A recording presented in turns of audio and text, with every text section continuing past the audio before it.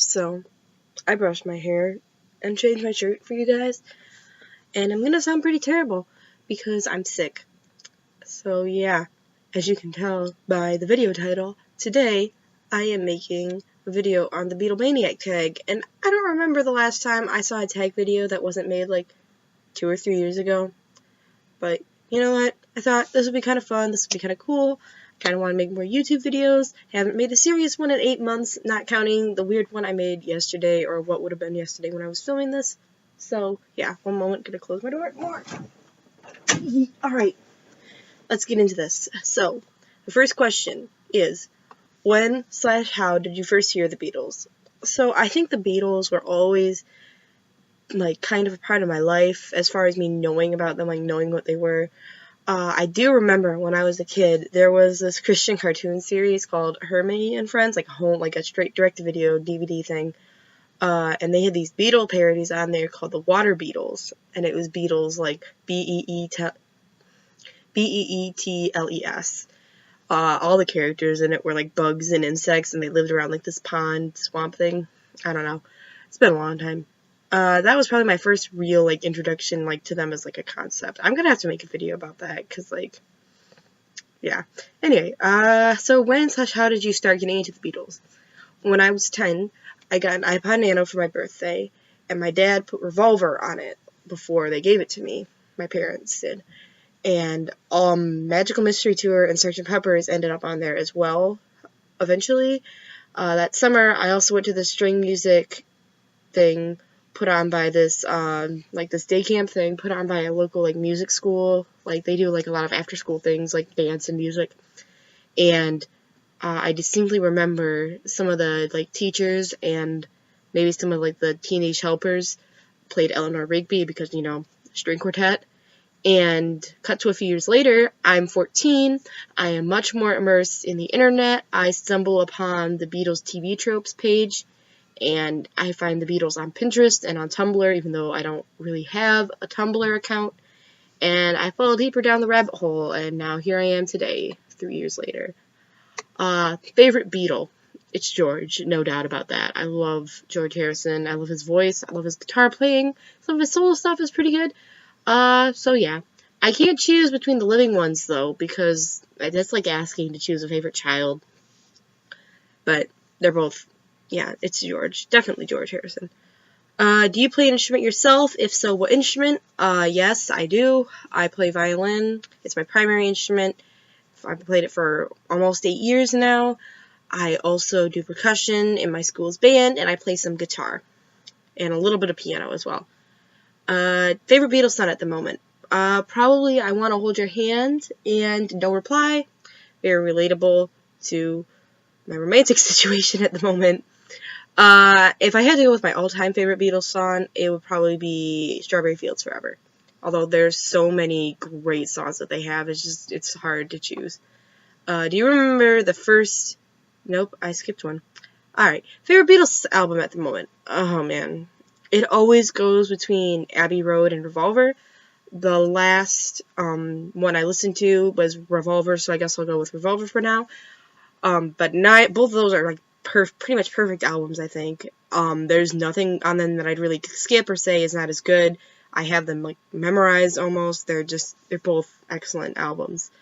Do you remember the first Beatles song you heard? I'm pretty sure I heard Octopus's Garden when I was a kid. Probably Taxman other than that, because, like, you know, it's the first song on Revolver. I know I heard All You Need Is Love at the end of The Prisoner when I watched that as a kid, the old one with Patrick McGoohan in it, which is a great show. Very weird, but it's a good show.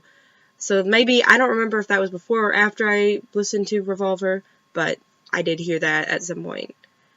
How much Beatles merchandise do you own? I own pretty much none.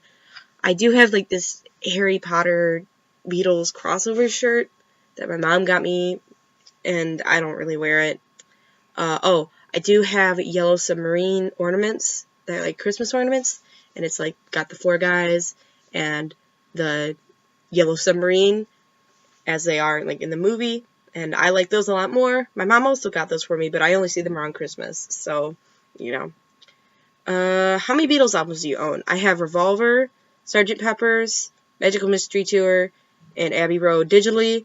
So that's 4 full albums. And I also have music from the White Album, Rubber Soul, Blue Album, Hard Day's Night, and Help. I would like to fill out my collection more eventually, whether physically with like CDs or digitally with, iTunes. Are you a mod rocker or mocker? Probably a mocker. I mean, I like rock, but, I'm not really a hardcore rock type of person. How's your Liverpool accent? No. Who was the most underestimated Beatle? Ringo.